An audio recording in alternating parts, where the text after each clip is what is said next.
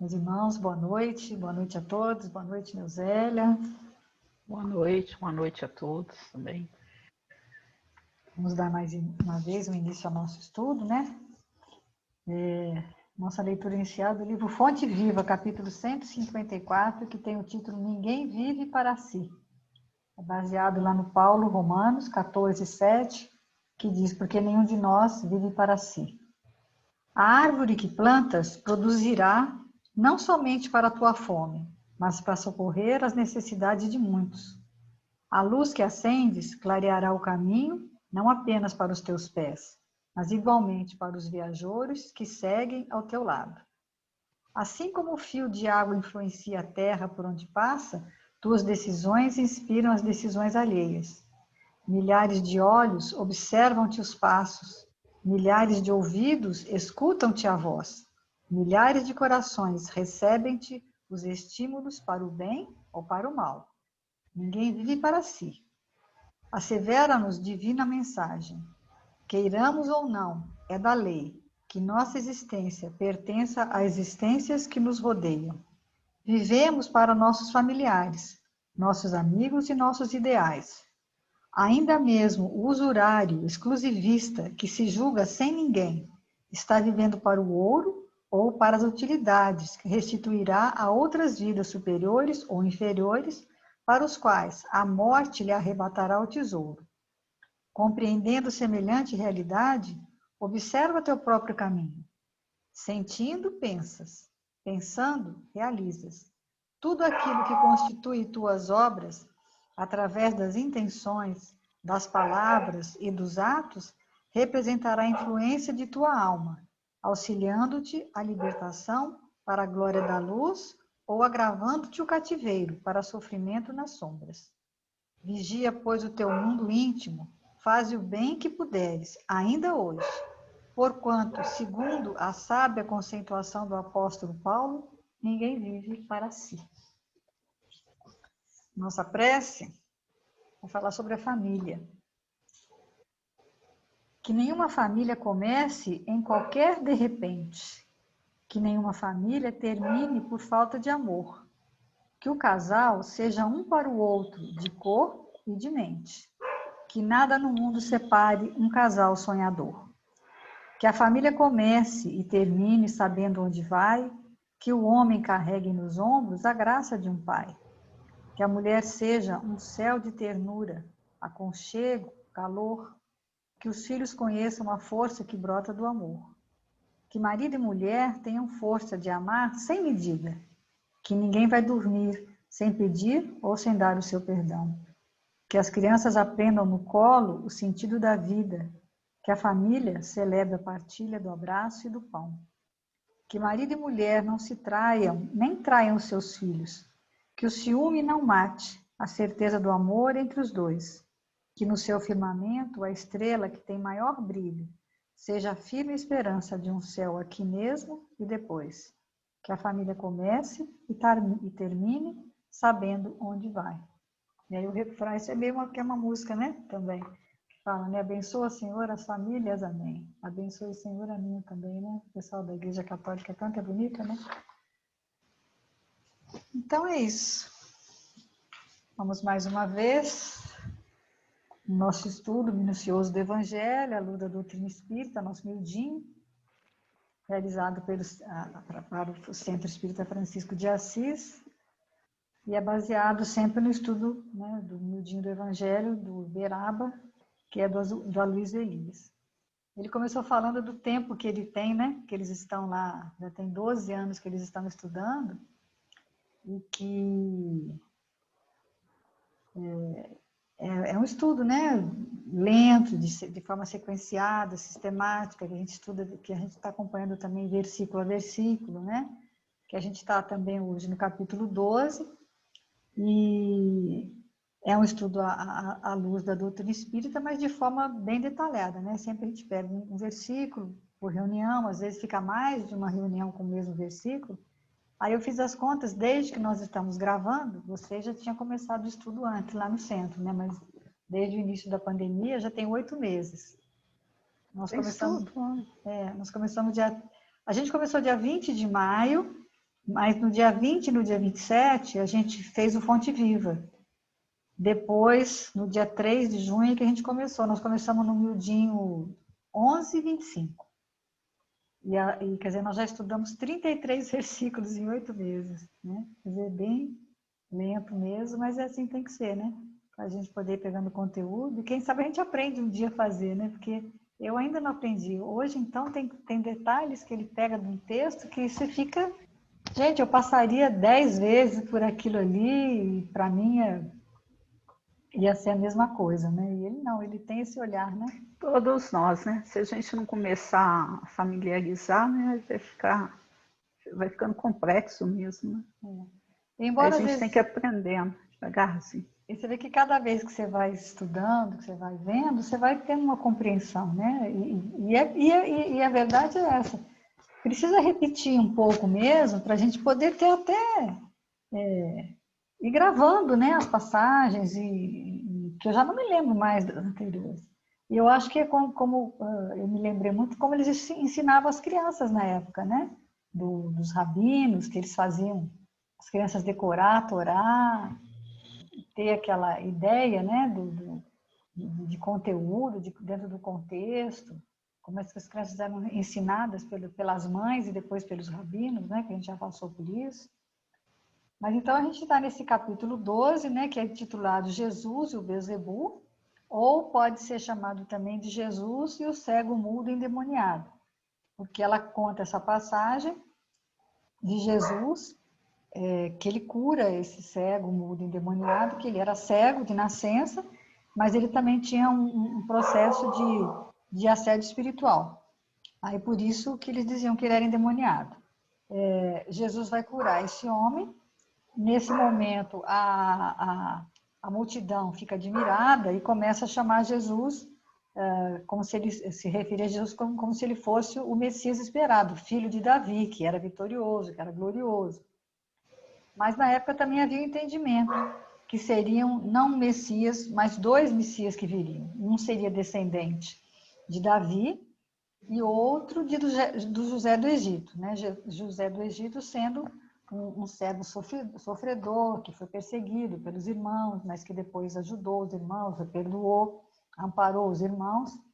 Mas a gente sabe que no entendimento do cristianismo, não seriam 2 Messias, né? Seria o mesmo Messias em momentos diferentes. Então, na condição de governante da terra, ele é o filho de Davi. Mas na condição de quem foi perseguido, ele é o filho de José. Mas só que de forma mais geral, as pessoas preferem, né, lembrar daquele Jesus da face gloriosa. A maioria das pessoas prefere a parte do fenômeno, né, onde Jesus caminhou sobre as águas, transformando as águas em vinho, ressuscitou Lázaro, fez os paralíticos andar, curou. Então, esse seria o rei dos reis. Mas para perceber essa outra face do Messias, que é essa face do servo sofredor, é preciso ter um pouco mais assim, de sensibilidade, de cuidado, né? Porque Jesus, na verdade, era uma pessoa que não tinha nem lugar para ser enterrado, né? O Aloysio fala. O José de Arimateia que foi lá, né, naquele momento e pediu uma autorização para que ele pudesse ser enterrado num cantinho do túmulo. Senão Jesus ia ser jogado lá para os urubus, né? Ele fala, o Luiz comenta isso. Mas as pessoas têm dificuldade de ver essa face de Jesus, que é um servo, mas é, na realidade, a face mais iluminada dele, né? Aí ele fala que é daquele que, sendo grande, se faz pequeno para socorrer sofredores e infelizes, né? E quando os fariseus escutam, né, aquela multidão dizendo, ele é o filho de Davi, ele é glorioso, ele é o rei dos reis, como eles eram antagonistas de Jesus e não gostavam, eles não concordam. E aí eles começam a dizer, não, ele não é filho de Davi nada, ele é, na realidade, descendente do Beelzebul, não é? Da divindade satânica, e se ele expulsou o demônio, é porque ele também é um demônio, os demônios estão obedecendo a ele, que ele é o chefe dos demônios. E Jesus vai responder, vai se defender, dizendo que se ele fosse demônio, ele ia deixar o demônio lá, ele não ia trabalhar contra ele, né? E E depois, num outro momento, Jesus vai dar uma resposta que tem um duplo sentido. Que ele diz assim, que a casa de Satanás não se dividiria, porque se ela se dividisse, ela ia desmoronar. Mas Jesus estava falando também de uma forma mais profunda, né? Que a nossa casa mental vive dividida entre Deus e o diabo, mas no sentido simbólico. Então, existe algo em nossa personalidade que sempre é demoníaca. Por exemplo, a gente coloca... Aí ele dá aquele exemplo da formiga, né? Que a formiga... A luz de novo. A luz de novo. Vamos fazer de dia isso, porque a hora que você tiver, a gente faz de dia, que não tem problema. Não tem problema, não.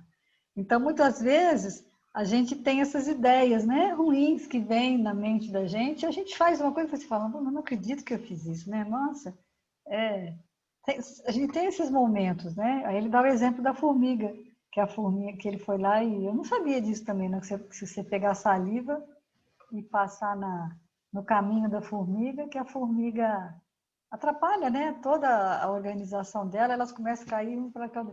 Eu confesso que eu fiquei com vontade de fazer. Direção, né? Elas perdem completamente a direção. Eu não sabia disso. Mas deve ser verdade. Mas eu não vou fazer, não. Entendeu? Mas que eu fiquei curiosa, fiquei. Quer dizer, o demônio veio aqui e disse, opa, será que faz mesmo, né? Mas ele disse que faz o que faz, né? Então tem coisas que a gente às vezes, né? É igual aquele bichinho também. Eu me lembrei daqui, tem um bichinho que que a gente brinca quando é criança, né? Com ele. Você mexe nele, ele vira uma bolinha. Tatu-bola, né? Que chama. Aquilo é uma maldade, né? Que o bichinho ele se sente agredido, né? Por isso que ele vira a bola. É bonitinho, mas para ele não é bonitinho. Se a gente for pensar, né? Para ele é defesa, né? Para ele é uma defesa. Então, se ele está se defendendo, é porque está se sentindo agredido. E a gente até ensina isso. Né? Eu aprendi, as pessoas me ensinavam isso. Mostrava lá, que bonitinho, ele vira um tatu-bola, né? Ele é um tatuzinho, quer dizer, a gente faz as coisas porque não tem essa ideia, né? Esse pensamento. E quantas coisas a gente faz, e até na outra estudo que nós fizemos, tem aquelas pessoas que defendiam lá no Cerrado, né? Quantas vezes as pessoas acham mesmo que elas estão certas, elas não têm a noção, né, do prejuízo que estão causando. Então, a gente faz muitas coisas, e aí, quando a gente faz essas coisas que dividem e desmoronam a nossa casa mental, e aí, que é o que Jesus está falando, né? Que a nossa casa mental é dividida. É essa simbologia. E aí, a gente vai desmoronar. Depois, o que a gente tem que fazer? Nos reerguer em nós mesmos. Quando a gente consegue vencer o reino de Satanás em nós, né? Satanás sair de Satanás, que foi a semana passada que a gente explicou, aí vai reinar o reino de Deus. Então, Jesus está falando o quê? Que os fariseus, né?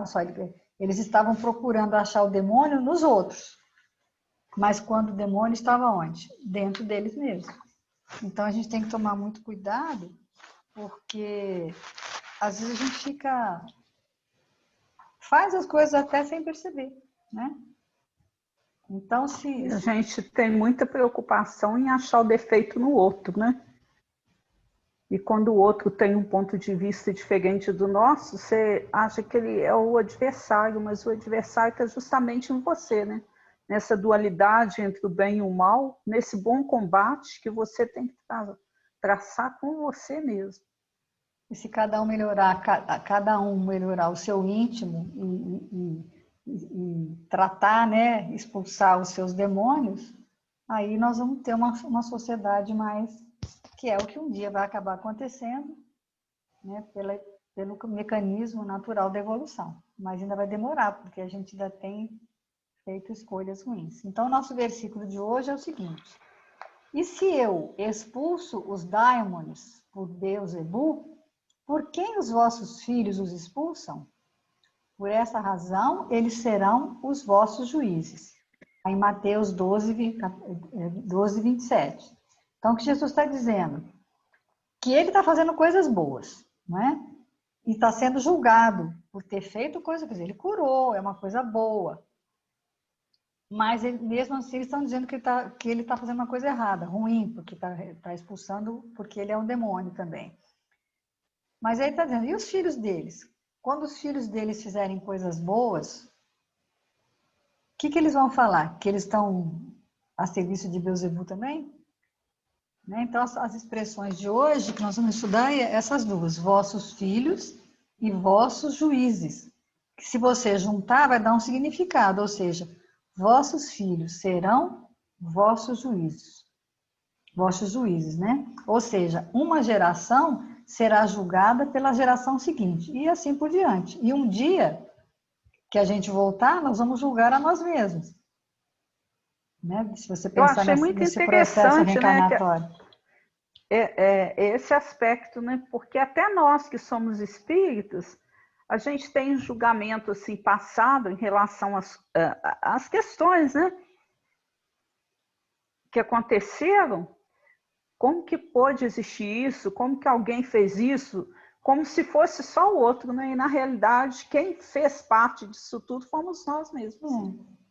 É um processo Então, de evolução, é um processo, né? E aí ele fala, né, que a questão de histórica, né, nas aulas de história a gente vê as coisas que os ancestrais fizeram. E geralmente a gente aprende muito, né, na história, é guerra, é conflito, é miséria, é revolta. Então existe um julgamento histórico, todo mundo faz. E o pior é que a gente sabe que quem conta a história geralmente é aquele que venceu. O perdedor é esquecido. Quem venceu é que conta. Então, muitas coisas a gente não tem assim uma história. A história nunca é uma dimensão uma exata do dimensão que se exata passou, daquilo né? que se passou, né? Então você faz um juízo, mas você não estava lá, não é? Ou estava, talvez, também, como a gente é espírita, sabe que podia estar lá. Então, por exemplo, a Inquisição, né? Pessoas que eram queimadas em nome da fé.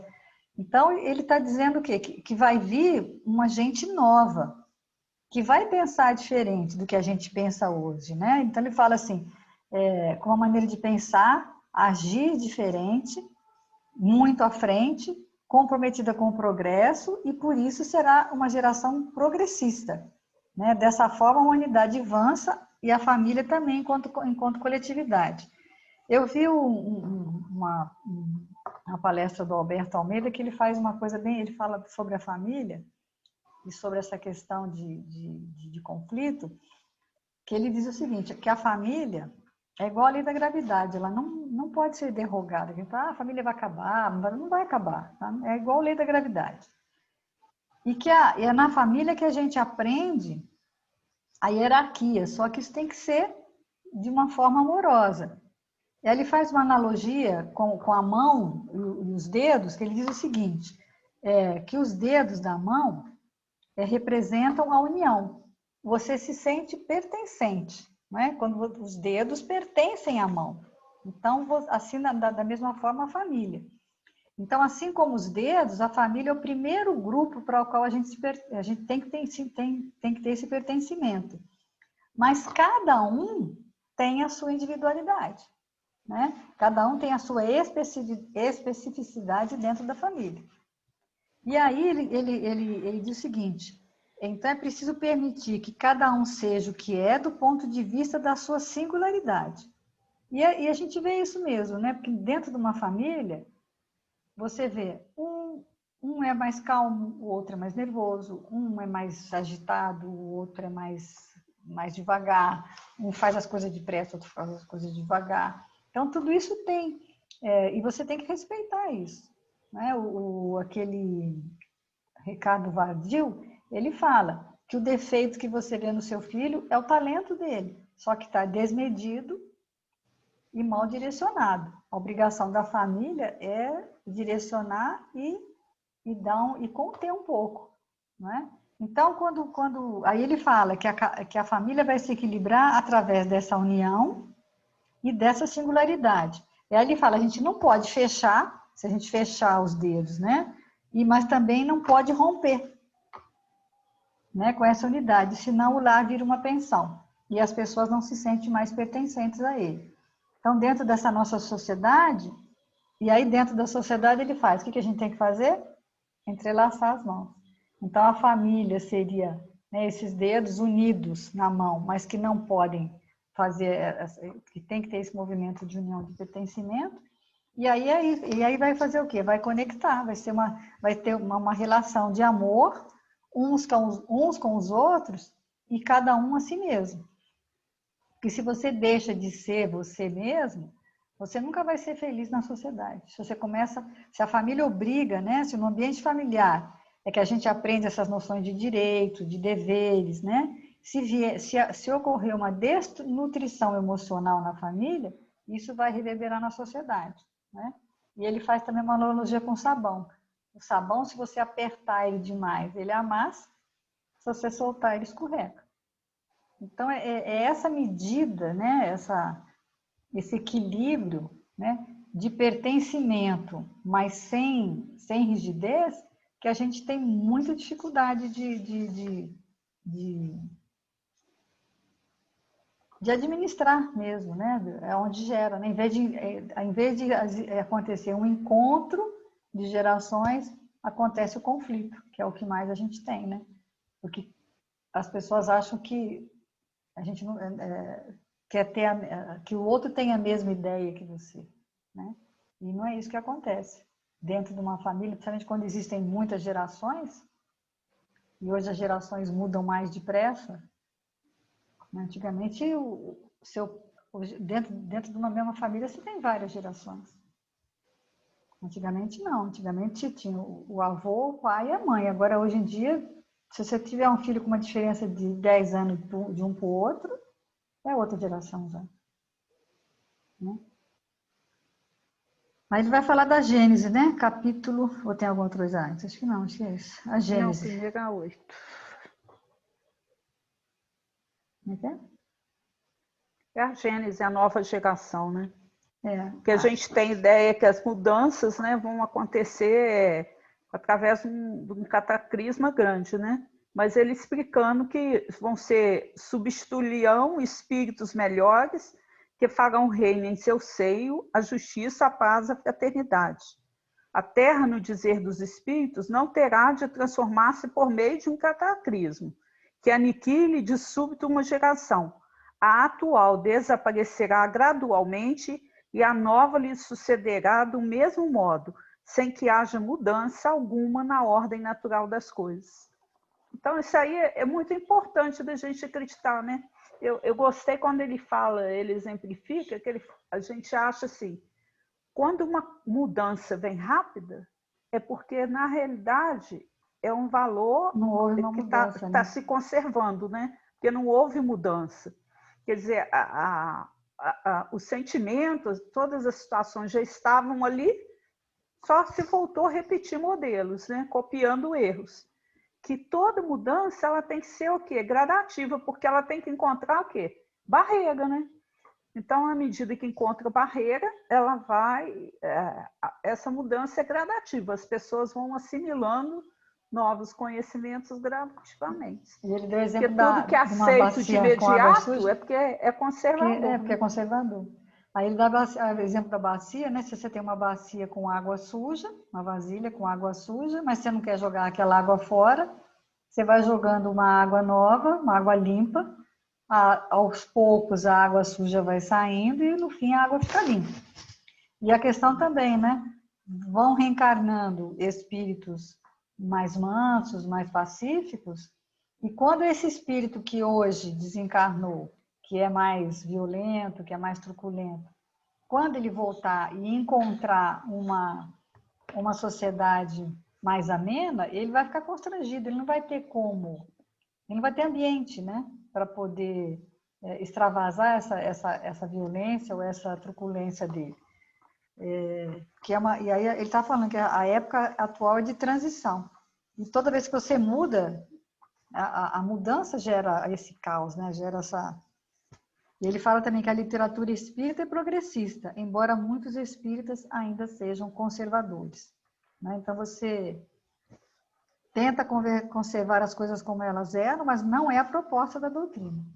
Doutrina é ciência, Eu né? achei muito interessante, então, ciência... né, dele falar que a doutrina realmente, né, é progressista, que o movimento nosso tem sido, né, você vê que eu vejo assim, o quanto de dificuldade nós espíritas, que temos dimensão da vida espiritual, da imortalidade, da pluralidade dos mundos habitados, que o único determinismo que existe para nós é a evolução.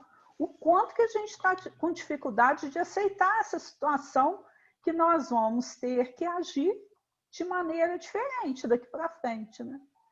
Então, olha como é que a gente está conservando, porque no fundo, a gente está querendo voltar tudo o que estava acontecendo e não está entendendo isso como uma possibilidade de mudança e de aferição de valores novos, que vão possibilitar a gente a ter realmente uma vida o quê? De mais cooperação e não competição.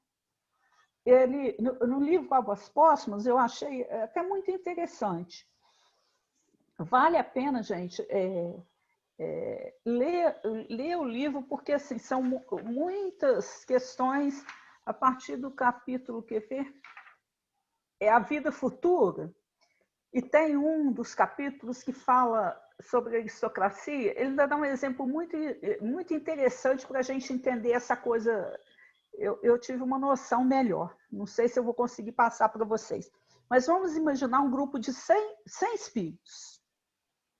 Desses 100 espíritos, a gente vai entender que 25 são bons e 75% são espíritos que a gente fala assim, se a gente olhar o panorama geral da Terra, você não vai achar assim, não, a maioria é má.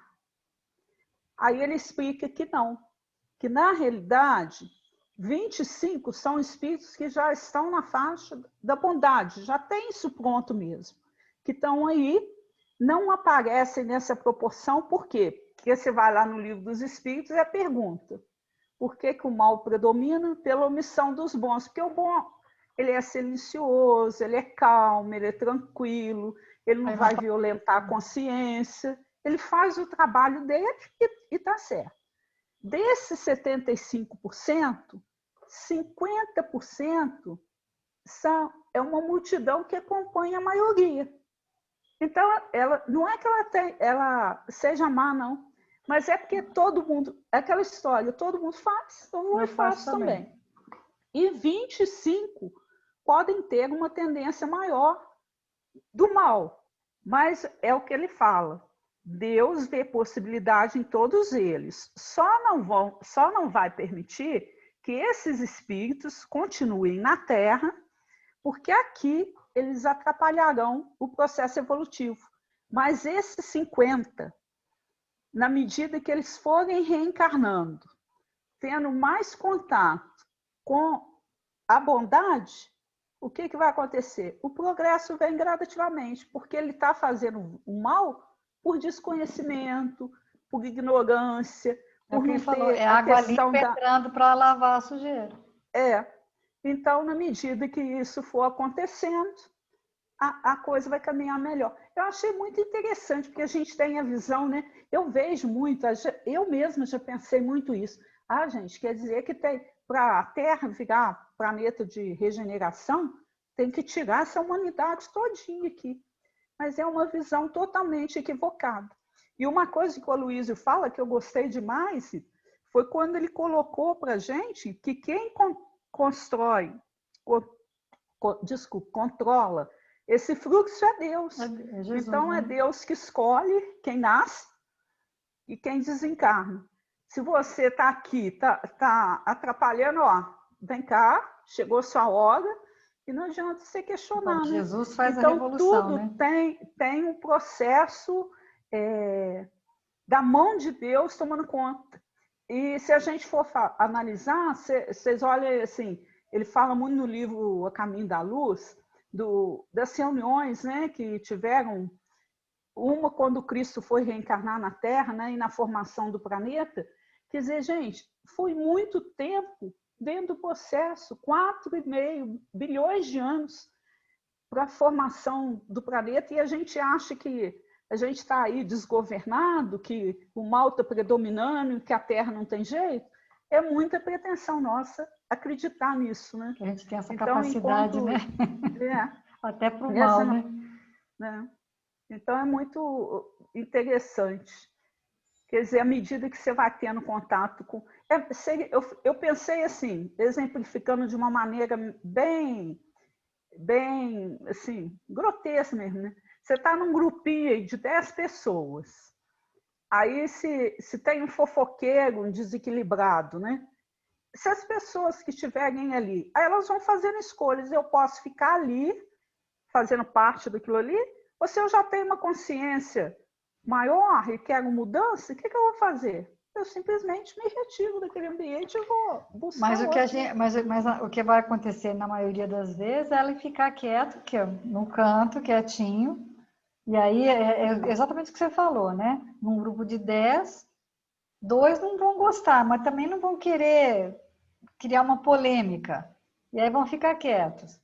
Os outros, mais uns 5 ou 6, vão acompanhar, porque está na moda, né? E aí 2 só que começaram a fazer mesmo, que vai acabar prevalecendo a opinião deles, porque aqueles que não achavam que não era legal, simplesmente resolveram ficar em silêncio.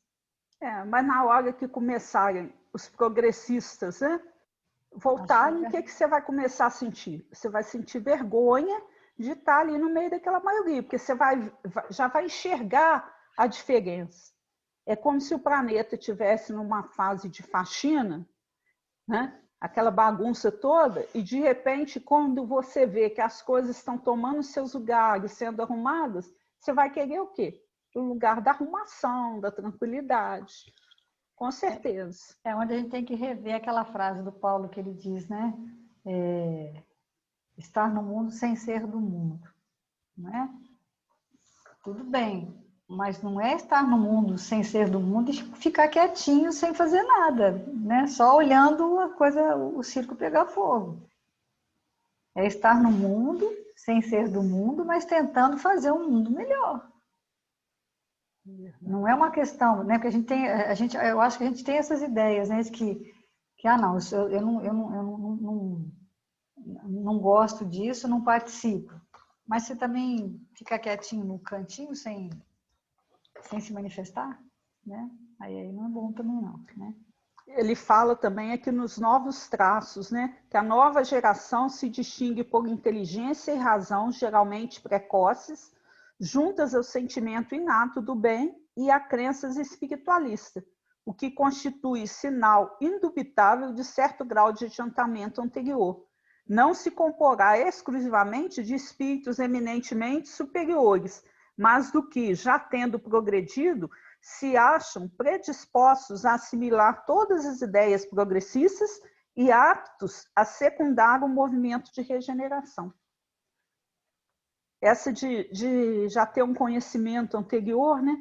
E isso, Rita, eu vejo assim, vamos analisar as crianças, tirando essas detalhes de criança ainda, índigo, essas coisas, não estou mencionando isso.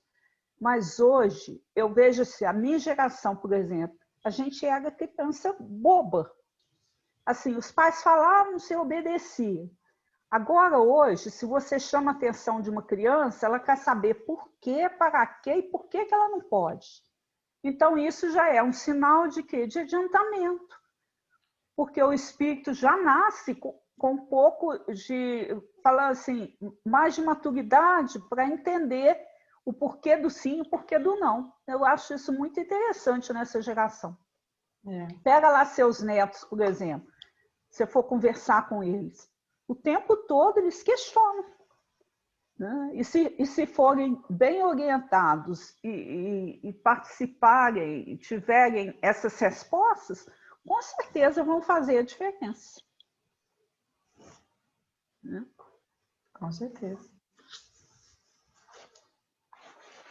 Aí ele vai falar que o incrédulo e o fanático, o absolutista, o incrédulo, o fanático, o absolutista poderão, consequentemente, voltar com ideias inatas de fé, tolerância e liberdade. Quer dizer, Kardec cita aí 3 vícios e 3 virtudes. O incrédulo é aquele que não acredita em nada, que é indiferente, que é frio, né? E ele vai voltar, ou vai ser substituído, por aquele que tem fé na vida, fé no homem, fé no que virá. Aí ele fala do fanático, aquele que cultua um ídolo, um deus, um mito, cultua homens. E hoje em dia a gente vê muito isso, né? O pessoal fica seguindo as pessoas na internet. E ao contrário dele, virá aquele que tem tolerância, aquele que senta para conversar com aquele que pensa diferente dele, né? Então, o espírita que não sabe ouvir, aí ele dá esse exemplo, né? O espírita que não sabe ouvir o católico, ele é um fanático. O católico que não ouve o espírita também é católico, também é fanático. Mas aquele também que não acredita em nada, que é ateu, que se diz ateu, que não ouve o que qualquer religião tem a dizer, também é fanático, porque aí ele cultua a si mesmo. E aí as suas convicções, as suas ideias, os seus conceitos. Então, a pessoa que está cristalizada em si mesma. Isso também é... Está lá no Evangelho, né? Aqui eu mando, sou obedecido. E sou obedecido, né? Ele não abre mão, né, da sua posição, nunca, né? Então, a gente tem, né, onde tem maridos, esposas, filhos, né? Hoje em dia temos muitos filhos ditadores, autoritários, que mandam, né? Porque... E isso tudo vai ser substituído por o quê? Pela liberdade, né? Pela maneira de se viver e deixar os outros viverem, né? Porque para que ele permita o que ele quer ser. Aqui na Gênesis tem um pedacinho que fala assim também, ó. Assim, nem sempre os que voltam são outros espíritos. São, com frequência, os mesmos espíritos, mas pensando e sentindo de outra maneira. Então, vamos ser nós, né? Daqui a uns tempos, a gente voltando, mas se Deus quiser, já voltando com outra mentalidade, né? Complicado. Eu vi eu assisti uma palestra outro dia, eu nunca ouvi nenhum expositor falando e achei tão interessante, até comentei com a minha irmã, que às vezes você tem a noção assim, a pessoa desencarnou, nova, é por provação e tudo. Não, às vezes é porque ela precisa ter uma volta rápida. Ela vai para o mundo espiritual para passar um período de convalescência, de se reequilibrar novamente, para continuar trabalhando. Né? Eu achei isso tão legal, né? Porque a gente tem a visão assim, que está desencarnando, porque já cumpriu, já, sabe? É ver eu acho que é tirar a visão da morte como uma coisa ruim. É. De repente, você aquele retorna... capítulo, aquele caso que eu já falei em outros estudos, daquele amigo do Leon Tolstói, né? Que ele queria ir para o monastério, não foi, desencarnou e foi muito melhor para ele, porque ele foi estudar com Zaqueu. O que é melhor, ficar no monastério estudando o livro ou ir lá no plano espiritual estudar com Zaqueu? É verdade. Aí eu fiquei pensando nisso, né? A possibilidade da gente retornar, continuar estudando, né? Isso é bom demais. Mas você vê que a doutrina espírita... A gente sabe isso tudo, mas a gente ainda não consegue. Né? Não consegue.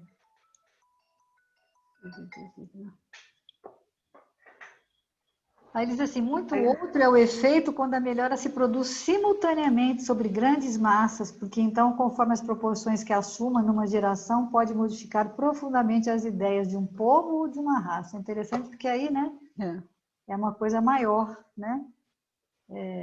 É onde ele vai falar que a ideia progressista é uma coisa mais lenta, né? Não é de um dia para o outro. A renovação que a gente espera é a renovação moral, né?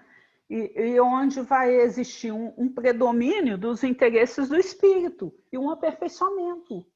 E isso daí, a partir do momento que é como se fosse a lei de cooperação agindo entre os homens, né? Na medida que eu me torno melhor, eu contagio aquele que está ali comigo, o meu vizinho já contamina um outro parente que mora em outro bairro, e a lei de solidariedade, fraternidade, cooperação vai aumentando, né? Isso é bom demais. Ele fala que os discípulos de Jesus eram uma nova geração, né? Que tinham novas ideias, mas que também foi por isso que eles foram executados, né? Porque a velha geração dizia, os romanos diziam, né? Posse é posse, deve ser defendida na ponta da espada. Tem uma live também do Haroldo Dutra e do Saulo César, que eles falam desse conflito de gerações, aí ele fala o seguinte, que esse conflito de gerações nos coloca duas questões, o Haroldo fala. A primeira é a questão da diversidade. A gente tem dificuldade de lidar com a diversidade, porque, infelizmente, nós não fomos educados para a diversidade, né? A gente foi educado para ficar o quê? Com as pessoas da mesma idade, do mesmo gosto, com as mesmas experiências vividas, com a mesma religião, com os mesmos valores, mesmos objetivos. Quando a gente precisa conviver com pessoas diferentes, em termos de idade, de cultura, de religião, a gente não consegue compartilhar. E isso é um grande desafio, né? E, infelizmente, as escolas, e inclusive as casas espíritas, também não educam, não trazem a educação de vivenciar uma diversidade, mas sim uma homogeneidade e uma uniformização. Até na escola tem uniforme para ser usado, né? Eu sempre tive horror de uniforme. Quem estuda tem horror de uniforme, né? Mas a gente tem essa ideia da uniformização. Então, a gente tem que tentar abraçar a diversidade e encontrar formas para lidar com ela de uma forma mais madura. Quando a gente não encara essa diversidade como uma ameaça ou como um obstáculo, quando a gente encara como um obstáculo, como ameaça, a gente gera o quê? Uma emoção de medo e de raiva. E essa emoção de medo e de raiva vai se transformar, vai virar o quê? Um preconceito. E quando se estabelece o preconceito, aí já fica complicado. E aí o segundo ponto que ele fala, que é um outro aprendizado, que nós não temos na escola, é a questão da interação humana, que significa o quê? Os dois pilares, a comunicação e a negociação. Então, a gente interagir vai partir desse princípio, da gente conseguir nos comunicar melhor, de um modo não violento. Hoje em dia já até tem pessoas, né, que trabalham, até já contratamos lá para a loja, umas moças que trabalham com comunicação não violenta. E, além de tudo, essa capacidade de negociar. Inclusive do que pode ser negociado ou não, porque tem coisa que não dá para negociar. Só isso eu não negocio, não. Isso eu negocio. Mas como que vai ser? Então, muitos conflitos assim de gerações e até mesmo conflitos assim na área profissional são consequência dessa inabilidade que a gente tem de lidar com essa diversidade, de lidar de não ter uma comunicação sem violência e dessa inabilidade de negociar. Então, em vez desse encontro de gerações, a gente vai ter um conflito, né? Então, quer dizer, essas diferenças, aí já foi o Saulo que falou, elas existem, né? Não tem como não existir. Só que é preciso considerar, por exemplo, um contexto. Os jovens de hoje, por exemplo, aí ele falou assim, imagine se a pandemia fosse há 20 ou 30 anos atrás. Há 30 anos a gente tinha só um celular Nokia, né, que tinha direito a só 20 mensagens, podia fazer meia hora de ligação e só tinha um joguinho. Olha como é que está diferente, né? Então, isso tudo dentro desse conflito precisa ser visto. Então, aulas de evangelização, por exemplo, que você fala que para o jovem não usar celular, que o celular criaram-se até cestinhas, vamos botar o celular na cestinha, né? A gente não consegue ficar, o adulto não consegue ficar sem olhar no celular. Imagine um jovem de 15, né, ou 17 anos. Então, a gente tem que pensar que hoje, e assim foi com os nossos pais também, nós tínhamos ideias diferentes por que Deus permite esse encontro de gerações? Para que elas possam compartilhar experiências, mas não comparar. Quando você compara, você já está falando assim que a sua é melhor. Então, ele diz o seguinte, que muitas vezes nós, os pais, eles se mostram assim de uma forma muito soberba, de uma forma assim, não conversam com os filhos de como foi a vida deles, dos sacrifícios que eles fizeram, de como era na ocasião que eles foram jovens, para mostrar o quê? Uma superioridade, às vezes. E isso atrapalha a gente hoje em dia o jovem tem muito mais oportunidade. Mas ele fala uma coisa interessante também, do Saulo, que hoje em dia essa geração ela é mais flexível. mas ela também ela é mais emocionalmente mais frágil. Ela não suporta tanta dificuldade igual a gente teve. E aí o Haroldo vem e dá um exemplo estranho. Ele fala assim, que tem um sheik, que é um sheik que foi fundador de Dubai. Quer dizer, um homem milionário, né? Então ele diz o seguinte, meu pai andou de camelo. Eu andei de camelo. Aí meu filho andou de Mercedes. O meu neto anda de Land Rover. Mas o meu bisneto, ele vai andar de camelo. Olha só. E aí ele conclui assim: tempos difíceis produzem seres humanos fortes. Seres humanos fortes criam tempos fáceis. Tempos fáceis produzem seres humanos frágeis. E isso é uma verdade que não dá para você contestar, né? É o que acontece. Então, quer dizer, quando você tem uma geração que sofreu mais, ela tende a pegar outra geração, a proteger a outra geração. Né? Aquela, meu filho não vai passar pelo que eu passei. Mas aí o seu filho vai ser frágil. Ele não vai ser forte, porque como é que ele não foi preparado para receber. Então, qualquer problema emocional, ele não aguenta, né? Então, a gente tem que pensar muito nisso, porque por isso que é difícil de criar filho, de a família se manter, porque existem esses conflitos, essas questões todas que a gente nem sempre a gente consegue administrar de uma forma correta, né? E essa questão de generosidade, de caridade, aí ele vai citar o versículo, né, do Atos, capítulo 4, versículo 32 a 35, que diz o seguinte: da multidão dos que creram, uma era a mente e um o coração. Ninguém considerava unicamente sua coisa alguma que possuísse, mas compartilhavam tudo o que tinham. Com grande poder, os apóstolos continuavam a testemunhar da ressurreição do Senhor Jesus, e grandiosa graça estava sobre todos eles. Não havia pessoas necessitadas entre eles, pois os que possuíam terras ou casas as vendiam. Traziam o dinheiro da venda e o colocavam aos pés dos apóstolos, que o distribuíam segundo a necessidade de cada um. Quer dizer, olha, é uma geração que estava muito além do que a nossa está hoje. Ninguém faz isso hoje, não. Hein? Quem fazia isso? Quem faz isso hoje? Ninguém. Nenhum de nós faz. Né? Então, uma geração que acho que ainda vai voltar, né? Não está por aí, não. Acho que...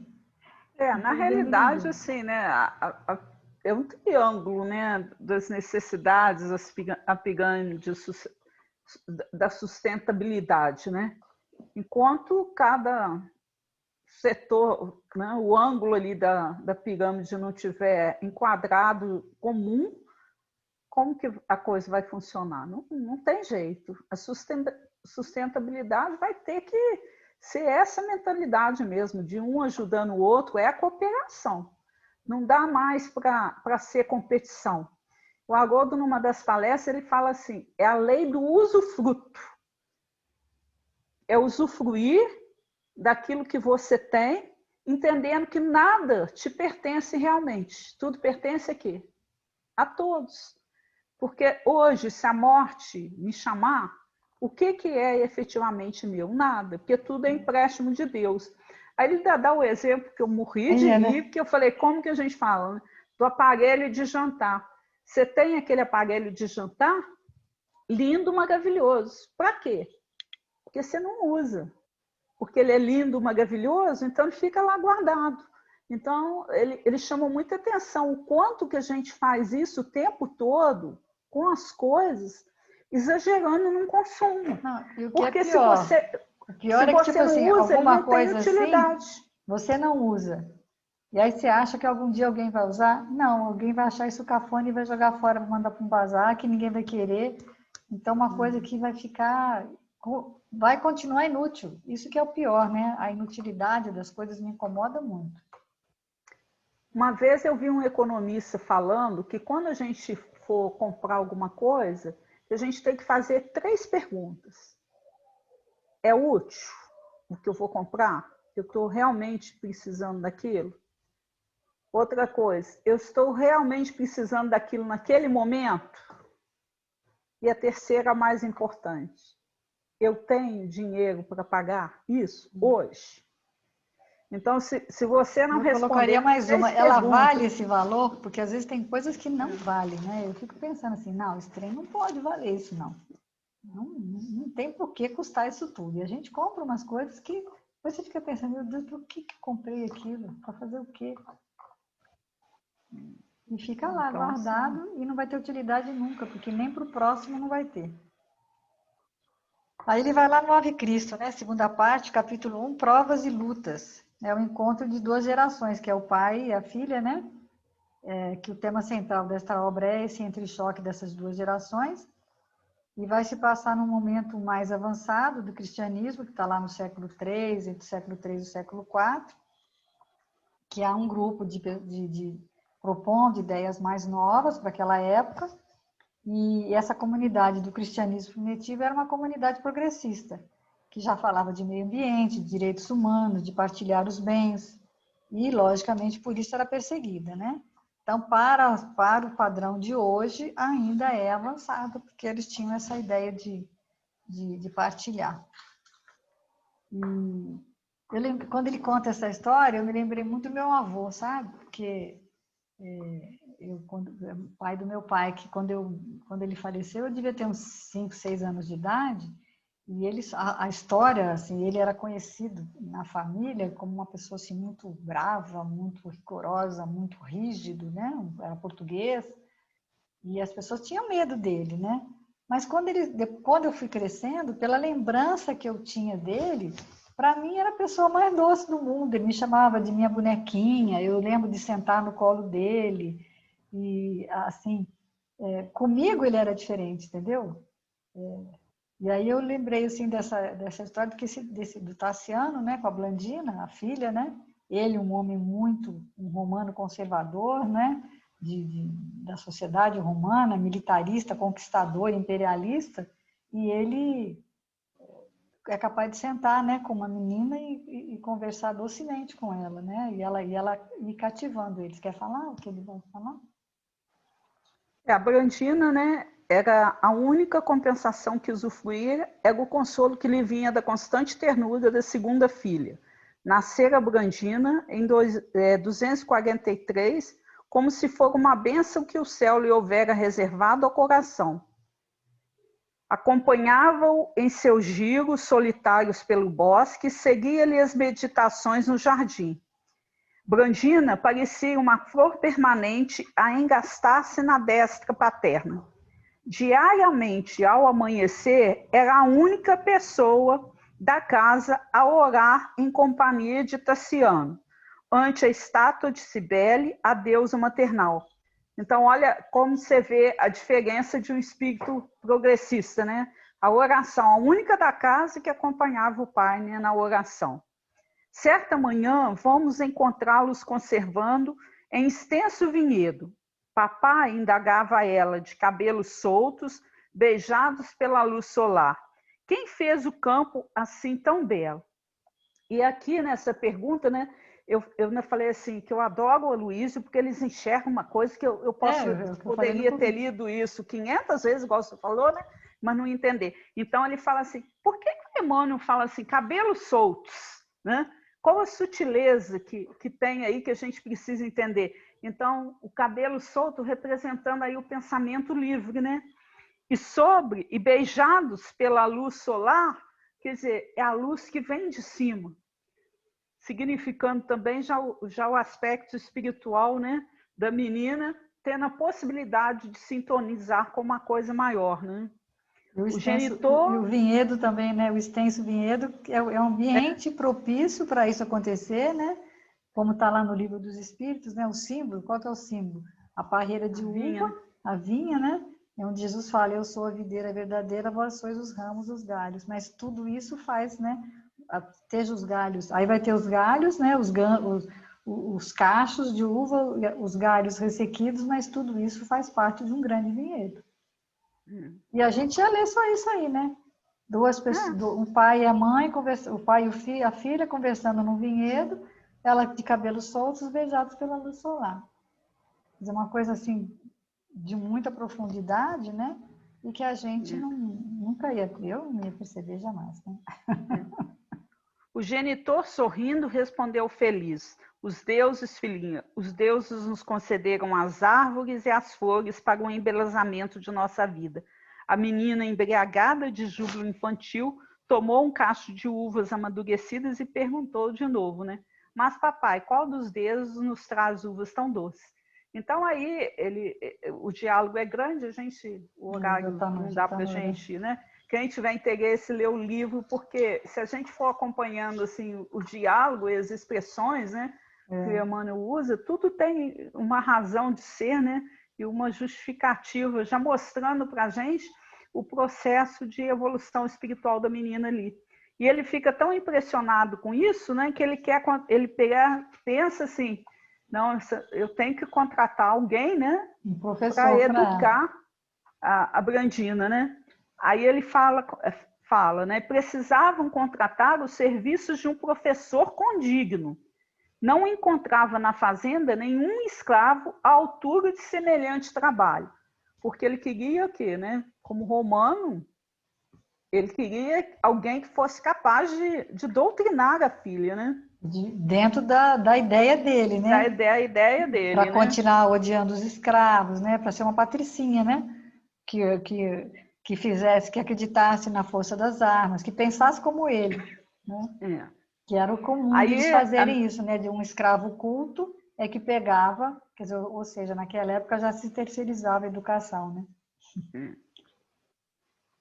Por que motivo, né? O senhor mesmo não me ensina? A garota pergunta, né? Perguntou certa feita a criança quando navegavam além dos muros da cidade. Olha, esse navegar além dos muros da cidade também, olha que, né? Ele lembrou do saiu Buda, né? do mundinho dele, né? Encantados com a magnificência do rio, então enriquecido pelas últimas cheias da primavera. Por mim mesmo não posso, esclareceu o Tassiano bondoso. Não saberíamos nós dois garantir um programa disciplinar, como se faz imprescindível. Então, aqui falando, né, da importância da educação no lar, mas que também a tem educação, uma educação com o programa disciplinar, né, de uma escola, né?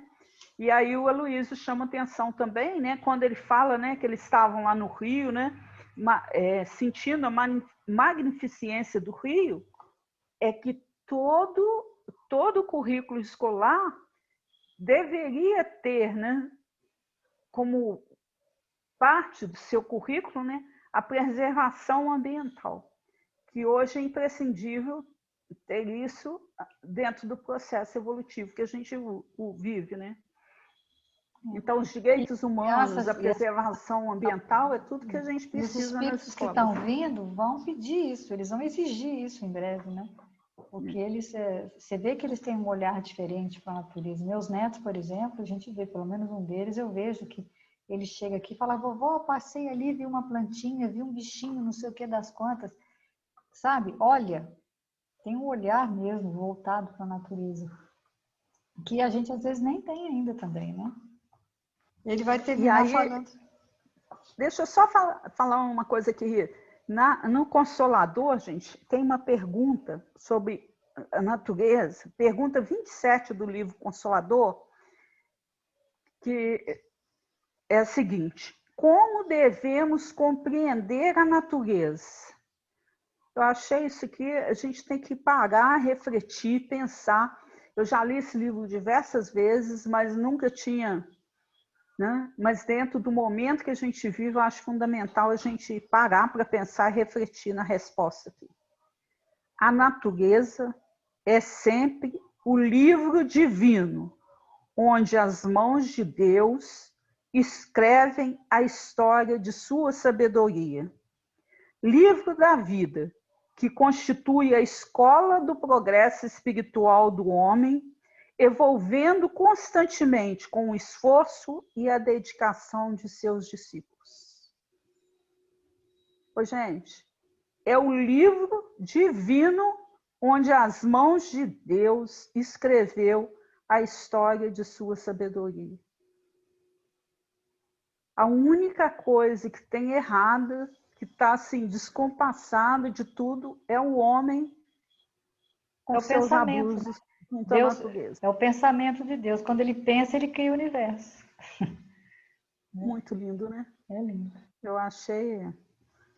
É o livro divino onde as mãos de Deus escrevem a história de sua sabedoria. E aí, para quem, só para ficar uma dica também, o Wagner Paixão, ele faz um trabalho na internet, Evangelho Redivivo. Ele está estudando evolução. Ó, gente, para mim entender uma palestra dele, um estudo que ele faz, você tem que assistir umas 3 vezes. E aí ele vai explicando o princípio inteligente, desde lá do mineral, vegetal. É grandioso demais a obra divina para a gente dar tão pouca importância como nós damos, né? A gente está destruindo uma coisa que foi construída para nós com muito amor, muito carinho, e a gente tem que ter mais essa preocupação, né, de preservação. Afinal, quem vai herdar a terra? Nós mesmos, né? O pessoal fala, se vai acabar a água, eu não vou estar aqui, como é que não vai estar, né? Vai lá em João... Não, você acredita que eu já ouvi uma pessoa uma vez falou assim comigo? Tô nem aí, não sou eu que vou estar aqui, até lá eu já morri mesmo. Tem então, tanta gente, tanto tempo falando que vai acabar a água, ela não acabou até agora. E o João fala, né?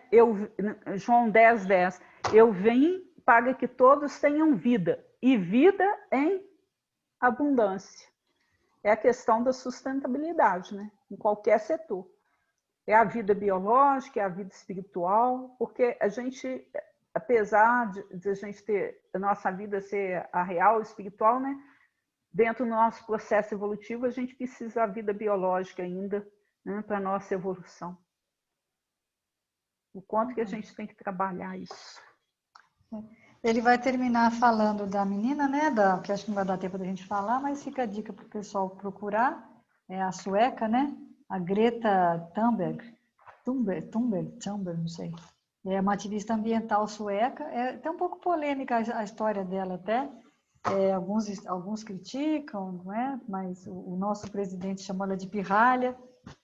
Há uns tempos atrás, acho que ela andou falando sobre os indígenas aqui, e ele falou que ela era uma pirralha. Ela foi no Twitter dela e mudou o nome dela para pirralha. Ela achou até bom, né? Ela é assim bem polêmica também. E é uma menina, né, que foi diagnosticada com síndrome de Asperger. Ela tem TDAH, hiperatividade, transtorno obsessivo compulsivo, mutismo seletivo. E mesmo assim, por causa na escola, começaram a falar que justamente pelo processo dela, por ela ser esse tipo de pessoa, quando fala que o mundo vai acabar, para ela vai acabar mesmo, ela vai morrer. E aí ela tomou isso de uma forma e foi lá para a porta do parlamento e fez uma greve, dizendo que não ia estudar mais enquanto eles não tomassem uma atitude. E daí para frente, ela já ganhou vários prêmios, ela não chegou a ganhar o prêmio Nobel, né? Na época que o Aloysio gravou, ela estava sendo candidata, mas ela não ganhou. Mas ela é uma ativista já famosa, você pode olhar na internet, inclusive tem o que eles chamam de uma teoria de conspiração, que eles acharam uma foto dela, uma foto dela não, eles acham, tem gente que fala que ela é uma viajante do tempo, porque acharam uma foto de uma menina em 1898, junto com umas crianças retirando o poço de águas remotas, e a menina é a cara dela, igualzinha, não tem diferença não, parece a mesma pessoa, então eles falam que ela é viajante do tempo, né? Já é brincadeira, né? Mas ela, sem dúvida, ficou famosa, ela resolveu, quando ela foi para os Estados Unidos, ela não aceitou ir de avião, aí arrumaram lá um barco à vela que era movido que não tinha conforto nenhum, mas que era movido por energia solar, todo sustentável. E aí ela foi fazendo sucesso, foi ficando famosa, tem um monte de prêmios que ela ganhou, né? Mas já foi no TEDx. E aí tem uma frase dela que é o seguinte, ela diz assim, é bastante hilário quando a única coisa que as pessoas podem fazer é zombar de você, ou falar sobre a sua aparência, ou sobre a sua personalidade, pois significa que elas não têm argumentos, ou nada mais a dizer. Ela deve estar agora com uns 18 anos, né? Mais ou menos. E continua, né, nessa atividade dela aí. Na luta, né? Na luta, né? Eu tenho outros textos aqui, mas nós vamos ter que parar, eu deixo na descrição. Vamos encerrar? Vamos. Vou encerrar com Cassimiro Cunha também, que eu adoro. Não devas ao mundo. Pelos caminhos da terra, jamais procure esquecer que todos temos no mundo um livro de deve e haver. Nossos débitos são pagos pelo sistema perfeito das justas compensações sob a lei de causa e efeito. Os maus atos representam as dívidas mais vultuosas, cujo resgate é penoso nas estradas escabrosas. Quem faz o bem, todavia, prepara-se na esperança, aguardando as recompensas do amor, da luz, da bonança. O bem é o porto seguro, nesse globo de escarcéus. Pague o seu débito ao mundo e seja credor dos céus. E assim, amigos espirituais, né, nós só temos a agradecer a oportunidade de estarmos aqui fazendo esse estudo muito simples. Nós duas somos corajosas, porque a gente enfrenta mil dificuldades, mas a gente vai tentando aprender e a gente passa esse conteúdo com vocês, na esperança que os nossos amigos lá do Centro Espírita, Francisco de Assis, possam também estar nos assistindo, buscando, porque a única coisa que a gente não pode deixar de acreditar, né, é que Deus está no comando do nosso destino e que com Ele, com certeza, todos nós venceremos essa fase, né, de tribulação, de vicissitudes que atravessamos. Fique conosco, Senhor, hoje, agora e sempre, e a nossa gratidão pela presença amiga, a proteção constante em nossas vidas. Graças a Deus. Graças a Deus. Até semana, se Deus quiser. Boa noite. Boa noite.